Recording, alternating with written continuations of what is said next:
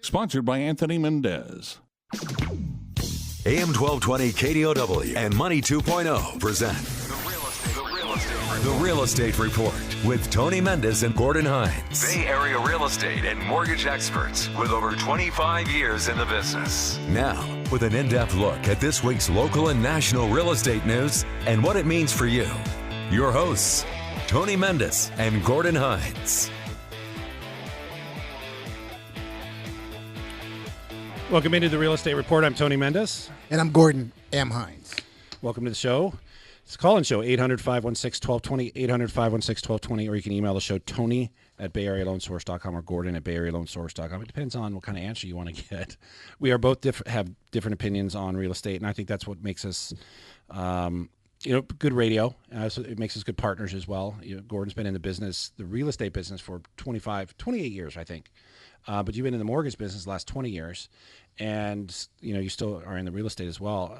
So you do everything from refinances, purchases, and that includes all the products, the jumbos, the FHA, the VAs, all the government products, the standard products.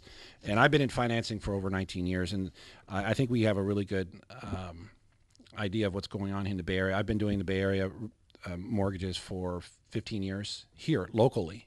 I'm not some guy sitting in San Diego doing your loan. And Gordon's been in the Bay Area for how long? I've been here about 30 years now. 30 years now. Yeah. So we are hopefully your best opinion, if not your best second opinion, on real estate and mortgages. So we have plenty to talk about. Rates obviously is something that everybody's keeping an eye on because of affordability. And there's a lot of ways to look at how an interest rate can affect your affordability. I mean, it's flat out just numbers. They're pretty big in some cases. We watch mortgage applications because you can clearly see that when we hit a threshold, we hit that threshold at 5%. We broke that threshold, and it's come back below. Right now, rates are at, according to Freddie Mac, at 4.46. So we've come down a half a point in less than a year, and that's great news. But yet we're still seeing just even small fluctuations in rate, Gordon, affect applications. They decreased 3% from last week, even though the rates just went up 0.1%. Well, I think, sometimes you got to look at what's going on in the economy, what's going on around the world. I think last week, everybody was really, really nervous about the government shutdown. Now that thing seems to be hopefully solved, and not just solved until February 15th, but solved for the rest of the year. So I think people, as comfort levels come back, people kind of put things on hold, and now people will be got to see mortgage applications begin to pick right back up. There's some optimism with especially with jobs and wages right now. There's a lot of optimism. There's still a really high sentiment with potential buyers that they still want to buy homes. It's still sitting at high levels. The one thing that we're also seeing too are sellers. We're seeing a lot more inventory hitting the market. We're seeing some price breaks. In fact, we're going to talk later today about how San Jose, their home prices are down 8% from last year for the first time since 2012. So we're seeing some breaks in prices around the Bay Area and especially in other places around the United States where we're seeing a lot of people move to. But I have some good optimism about more inventory hitting the market with rates where they are. Now, we also saw some good numbers at the end of last year when interest rates were sitting near 5%, and we still saw some good sales. So I'm pretty optimistic where our rates are today.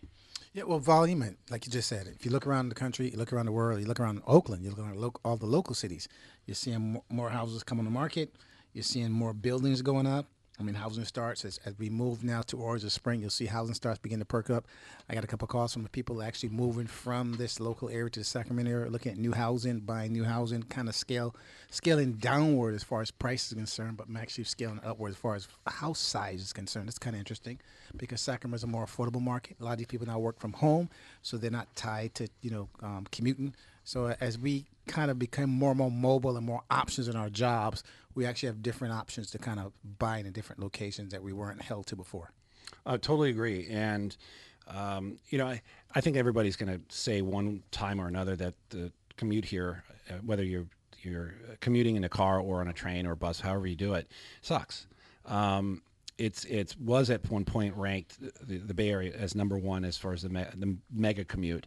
And people don't like doing that. It's like expensive. I mean, we ran the numbers once. The amount of gas you spend to live in like Tracy, for example, when you work in Silicon Valley. I mean, that equals a dollar amount every month. That could equal a higher home price that you could pay, with a higher payment and not drive as much or commute on a bus or a train. So there's a lot of ways you can look at that. For me, I like seeing rates go up and down because it does give the buying opportunities for people who like seeing the dips. They also see people who have bought a house. We do a lot of transactions where people see these ups and downs in rates and they go, you know what? I have, for example, $30,000 in cash. We're working with a client right now in Elk Grove, which is, by the way, the second tier city that people are moving to in the United States. He's looking at like a $350,000 house with $30,000 down, and he's like, I don't care about rate. I'm okay with my payment.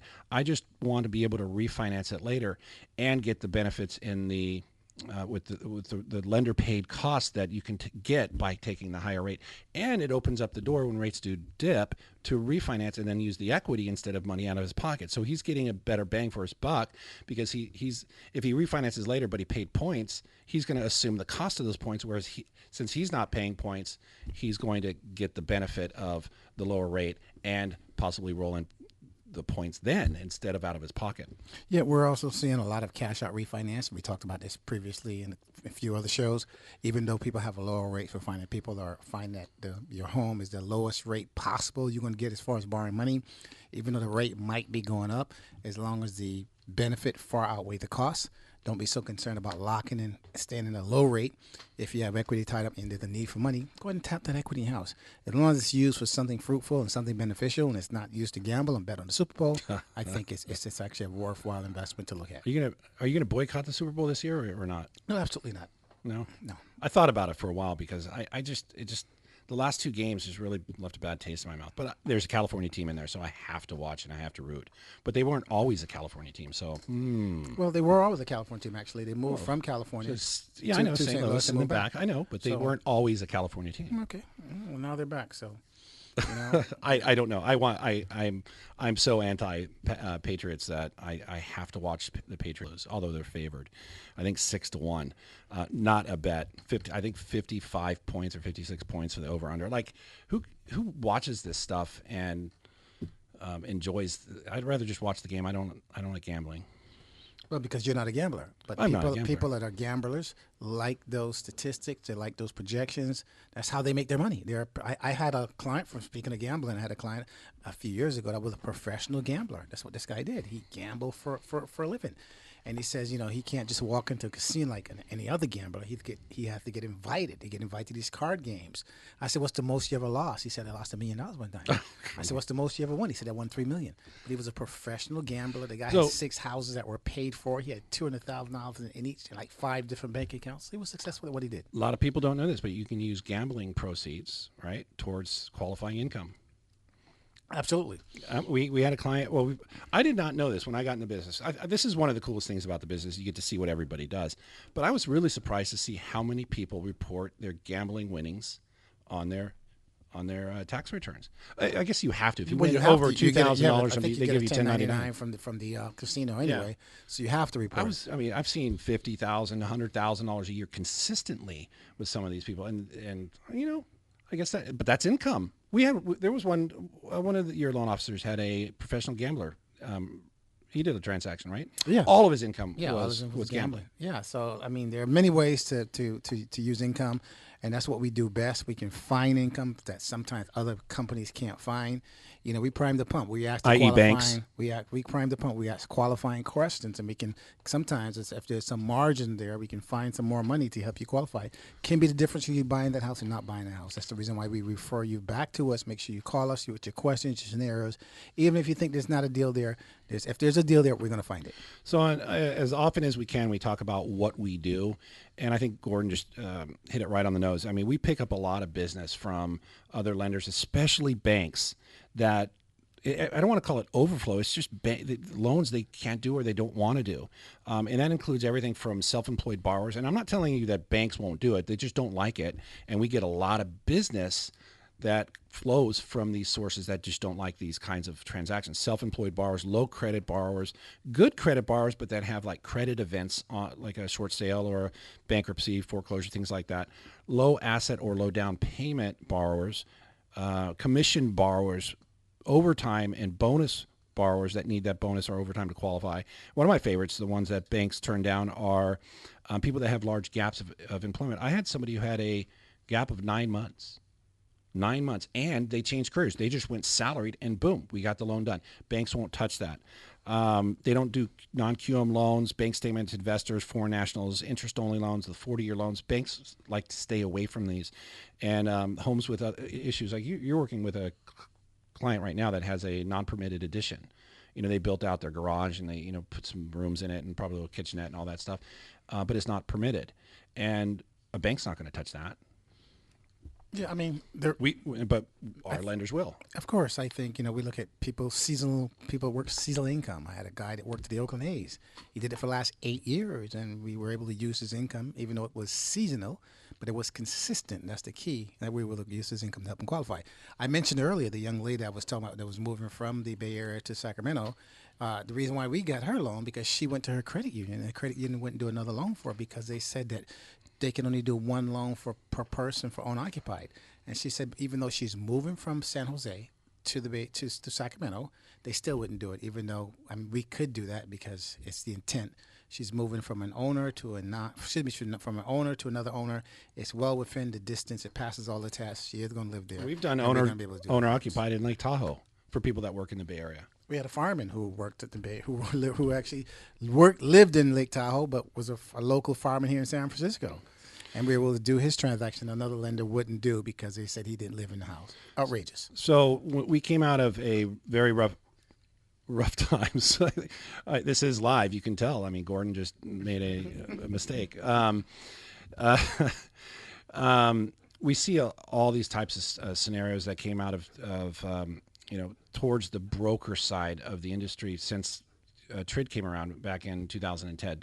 Dodd-Frank and Dodd-Frank and all those rules that came around, and it pushed a lot of business towards the brokers. And there's a reason why it works. There's a lot of lenders that are out there that you'll never even know the name of until you do a transaction with them because they specialize in transactions that banks don't like. And that's kind of what we're telling you, that's what brokers do, and that's where you should end up with is a broker.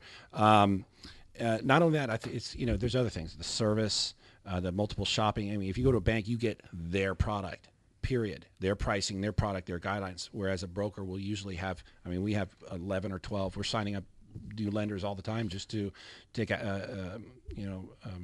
advantage of some of their new products, like the 40-year IO and a first and second loan the combo loans and things like that. There was a client that I spoke to, and she said she'd been doing banks all her life. And I said, any reason why you never went to a broker? She said, well, brokers charge too much. And that's a fallacy. She thought that brokers were gouging applications. She thought she was going to get a better deal from the bank. And it's interesting how people have these fallacies and these misconceptions of what we actually do. But I think once you utilize our service, you'll agree that we are probably one of the best options out there. Our website is BayAreaLoanSource.com, BayAreaLoanSource.com. You can call the show, 800-516-1220, 800-516-1220. Our email is Tony@BayAreaLoanSource.com, Tony@BayAreaLoanSource.com. We'll be right back. This is Money 2.0 on AM 1220 KDOW.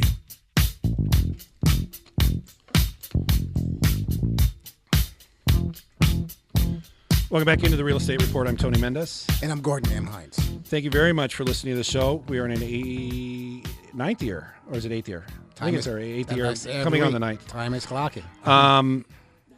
That's hundreds and hundreds of shows, and I'm glad to have been part of it for many years. You can always call the show 800-516-1220, 800-516-1220. Another one bites the dust, and this is kind of a segue into this story, but we were talking about rates.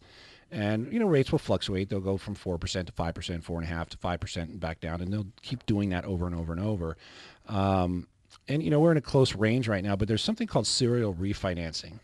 And you have to be really careful about your current lender, your current servicer that sends you that advertisement saying, hey, we can drop your rate by this much. Just give us a call, and next thing you know, you're locked into another refinance. Well, you have to be really careful. Even the big companies get caught in serial refinancing. Loan Depot has just been, the Ginnie Mae just took away their VA loans because of serial refinancing. And they said, okay, well, we disagree with what, you guys say, but we'll abide by the rules, and we won't do VA loans. Probably get them back. They call it loan churning. It's also called serial refinancing. So you have to be really careful about what you see as on your advertisements as far as refinancing. There is something called the benefit to the borrower rule. So apparently they aren't using the benefit to borrower rule, and that's, I think, was what they broke. Well, I am a mortgage professional, but I'm also a mortgage client. And I have different mortgages with different companies. This is one particular company. I'm not going to mention the name.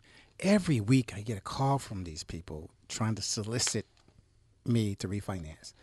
The rate that I have, they can't touch. It's a 15-year loan.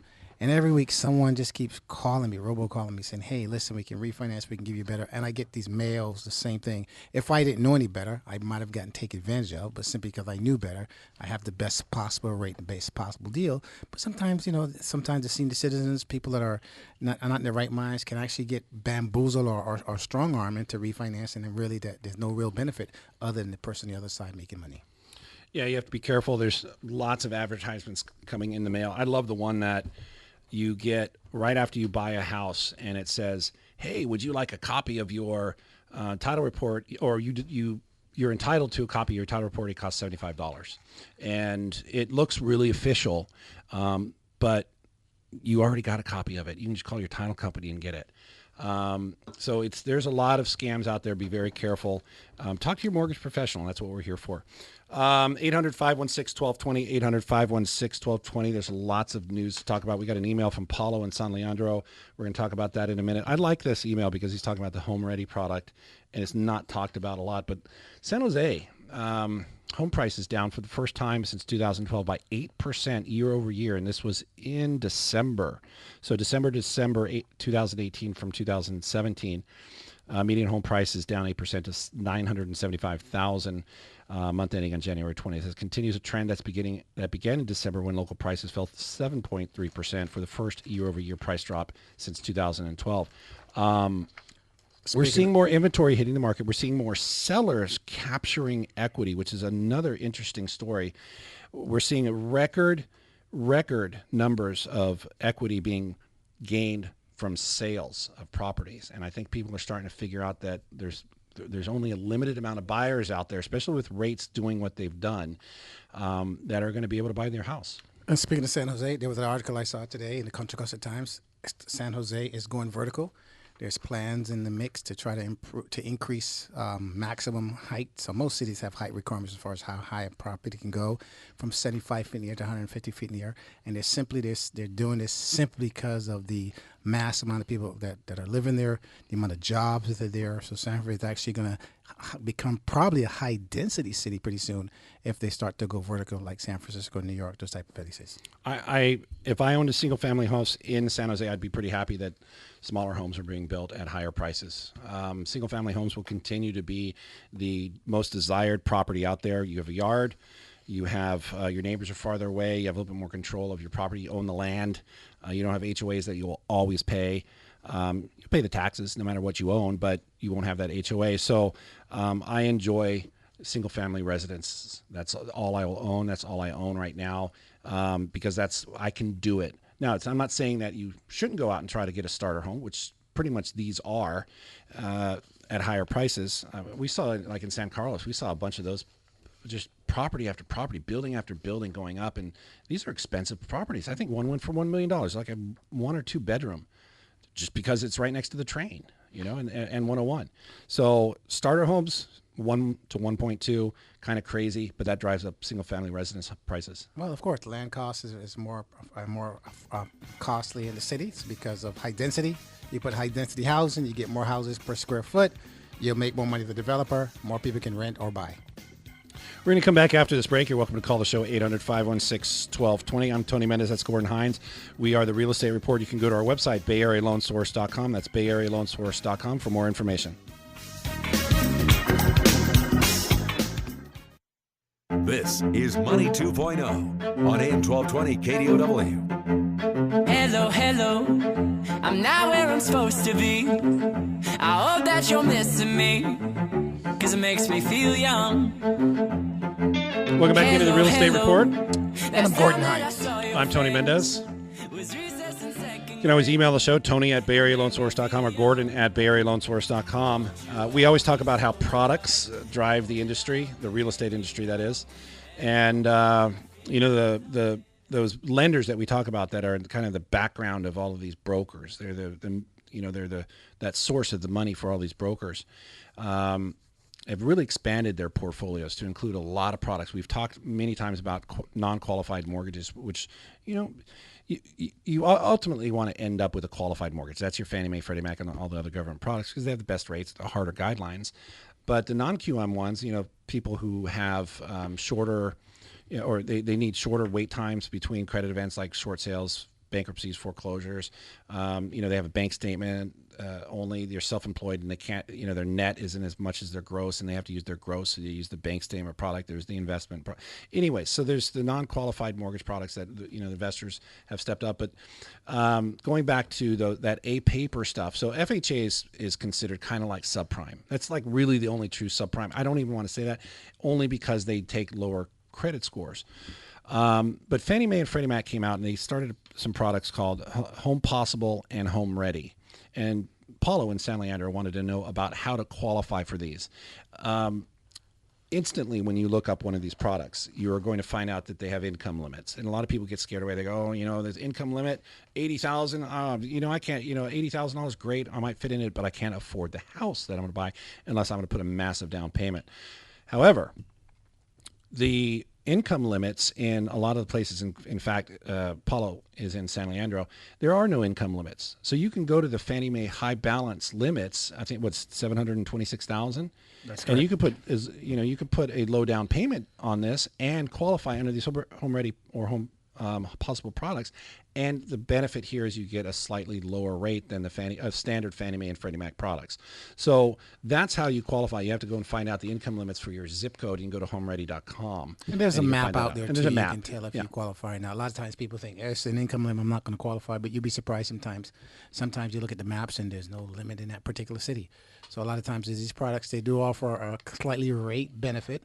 Of course, slightly higher ratios you can go. If you need mortgage insurance, there's a slightly less on mortgage insurance. So overall, it's a more cost-efficient loan. It's not for everyone, but there are for some people out there that have difficulty qualifying on some of the standard products. CalHalfa, for example. In fact, we're going to have a rep guest next week, and they're going to talk about CalHalfa. They have high income limits for even for the peninsula. I think you can go up to like $150,000 in income. Right, for I think a couple people in the house. So these products are really opening up to help people with low down payment. CalHalfa is a very interesting product. I hope you guys can either listen into the show or hit the podcast later about the CalHalfa. If you have a low down payment, they do a first, a second, and a third, and the third is one of those kind of a free loan. It's deferred payments, deferred interest for like 5 years, and things like that are becoming readily available to people in high cost areas, and we hope people can continue to engage with these products. There's not a lot of education out there for this. It's not in your face like those guys calling you or those advertise. I want to say the names so bad. The advertisements that you see for all of these other products, you just don't see the education. Well, simply because these products do require some participation on both sides, the lender and the buyer.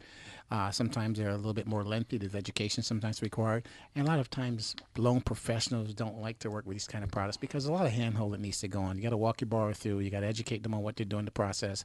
Some of them have the workshop classes that are attached to them. But there's a benefit that far outweighs the cost or the investment in time. So we always tell people, especially if you're a first-time buyer, look at some of these programs. These programs, don't just cast them aside. They are beneficial to you, and you will have a benefit if you can qualify for one of these loans. Here you go. If you're going to save $30 a month in payment because you can get a lower rate because you have to take a 2-hour class or an hour class online, which is really easy, would you do it? Heck yeah. All right, we'll come back after this break. Any questions you have about any of these products or anything that we do, you can go to our website, BayAreaLoanSource.com. You can call the show, 800-516-1220, or email the show, Tony or Gordon at BayAreaLoanSource.com. This is the Real Estate Report. We'll be right back.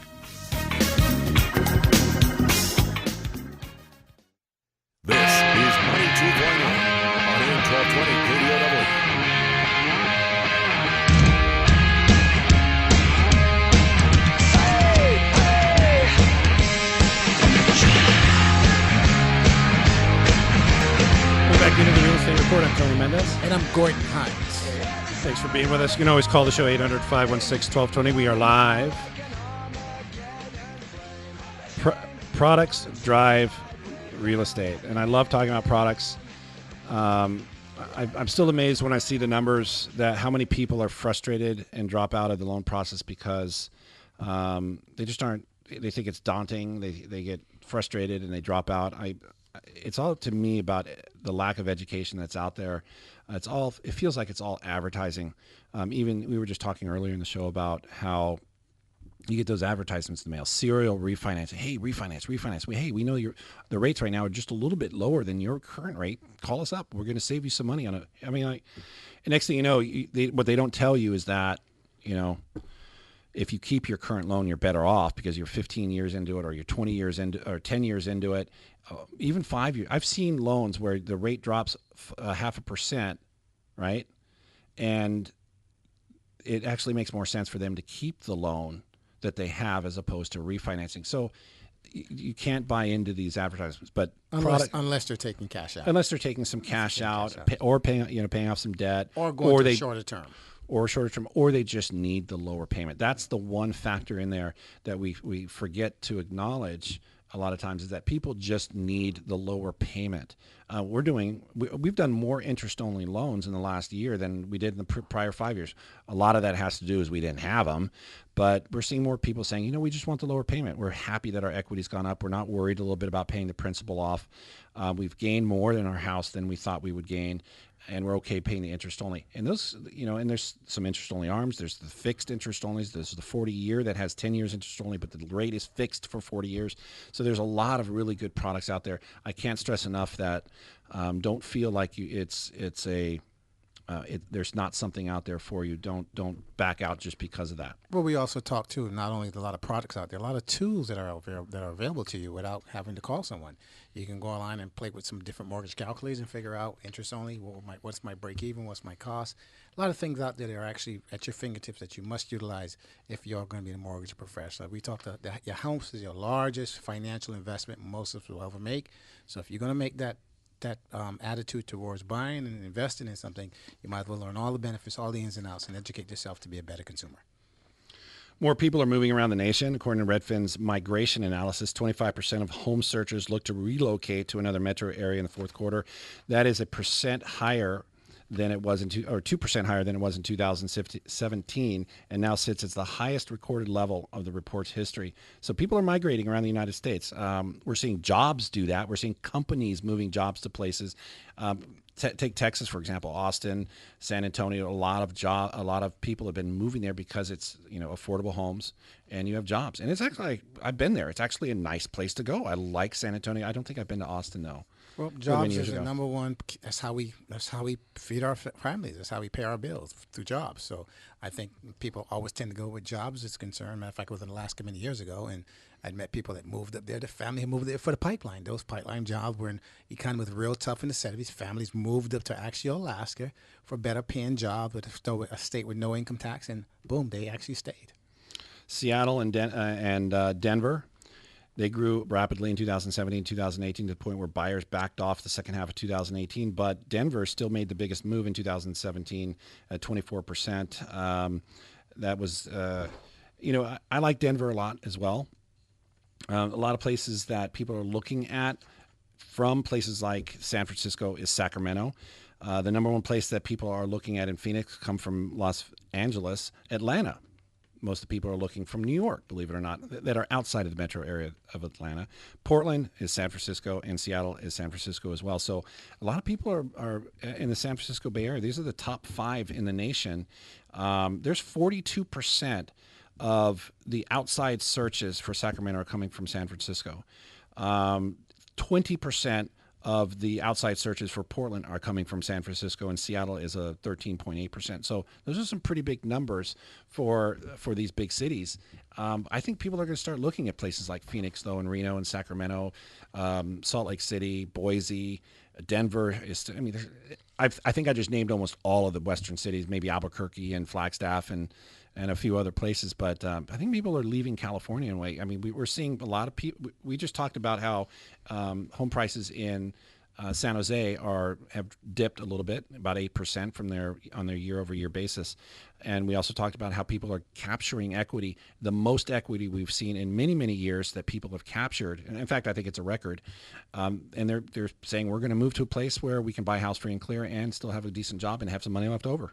Well, outside of jobs, I think it's housing is the most people pay towards where they're going to live. Housing, of course, and for people with young kids, of course, is all the school districts.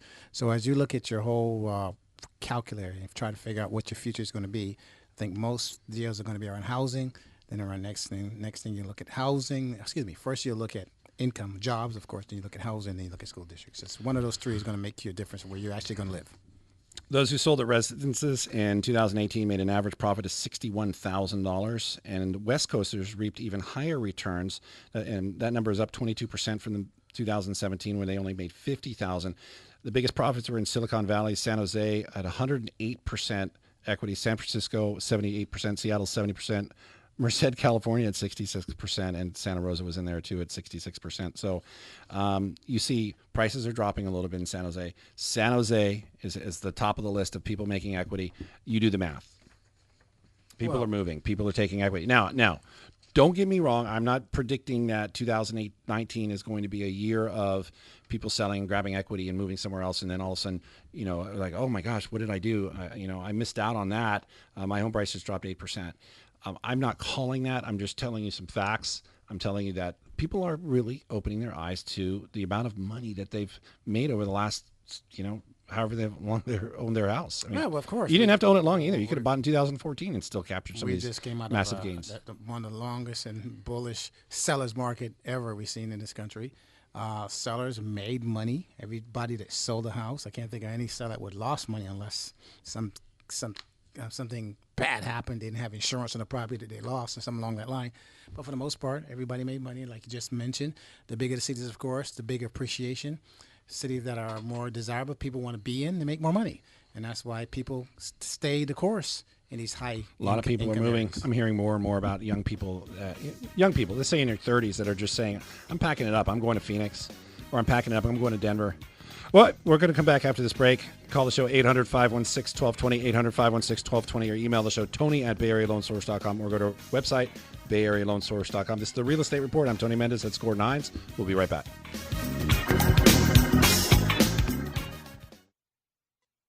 This is Money 2.0 on AM 1220 KDOW.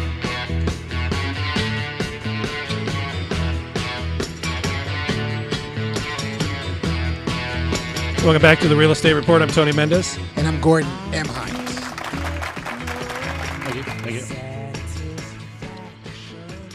So this is the Real Estate Report. You're welcome to give us a call, 800-516-1220, 800-516-1220. Some of the areas in the United States where millennials are buying. Number one, Chesapeake, Virginia.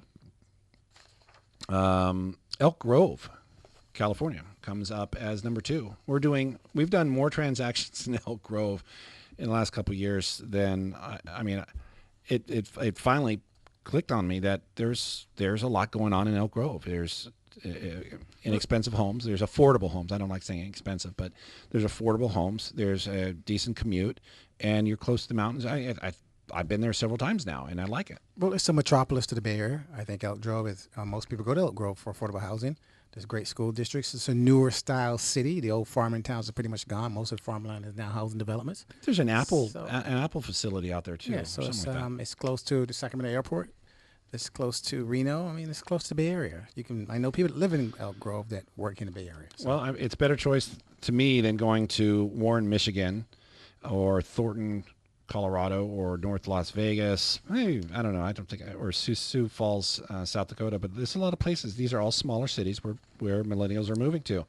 I think it's a trend that we're going to see over and over. They're carrying a lot of debt, and the student loans are creeping up. If you guys haven't seen the chart, go look at the chart. It just starts down here and it goes straight up every year. There's no discrimination at all. It just goes boom, boom, boom, boom, boom, and it's going to continue going up. Surprisingly, though, the age group of people who hold the most student loan debt is 30 to 35, if you can imagine that. So it's That's kind of crazy. But then again, they're making more money than the people who are coming right out of college. Well, I'm assuming that most of those people are gone postgraduate education. I think by the time you start adding on undergrad, postgraduate, doctrine, all that kind of good stuff, you're going to have a much higher student expense than if you just go one round of college. My nephew is 26 years old, lives in his father's basement for free because he has $1,000 payment every month for his student loans, and he's having trouble finding, paying for an apartment. And this is in Washington, D.C., where it's very similar as far as pricing out here in the Bay Area. Maybe not in San Francisco, but a little bit farther out in the Bay Area. But he's not saving any money for a house. So this is the only way he can do it. And I think we're going to see a lot more of this. I think all of his kids might end up doing this. There's going to be 4 kids down in the basement, which is kind of crazy. But that's what it might end up. That's what families end up doing. Well, if you look at the clock, kids, by the time they hit 18, if they didn't go to college, they want to go in their own apartment, get a job. Now they can do all that, but just can't go in and get their own apartment because it's too pricey. He not only that, he had to move back from South Carolina up to Virginia so he could do this exact living situation. So, but eventually he's going to be an older millennial, and he'll end up probably going back to a place like Raleigh, Research Triangle, or somewhere in South Carolina, and finding an affordable property down there, and that'll work for them. And as far as an investor goes, and I think I'm speaking to the investors, I think we're seeing a trend here in these smaller towns. I bought a place in Reno because I know that millennials are moving to Reno, and home prices have gone up, and they're not building expensive homes. So the expensive homes are going to stay high because nobody wants the cheaper homes. So there's a lot working out in these smaller cities, is what I'm trying to say. Well, I mean, experience is always the best indicator of knowledge. And that's what we do here. We always speak from experience. We just don't pull things out of a hat. I mean, everything that we talk on the show, each of us has already done. So today we want to thank you for listening for the show. We hope you'll join us next week. We're going to have a great guest on next week. Tony, who's that going to be? Scott Weiss. He's going to come and talk about the CalHFA loans and some of the other products that they have. But we really want to talk about that CalHFA because the income limits are much higher in the Bay Area. You can visit our website, BayAreaLoanSource.com. That's BayAreaLoanSource.com for more information. I'm Tony Mendez. That's Gordon Hines. Email Tony@BayAreaLoanSource.com or Gordon@BayAreaLoanSource.com. We'll be right back. We'll come back next week. Thanks for listening.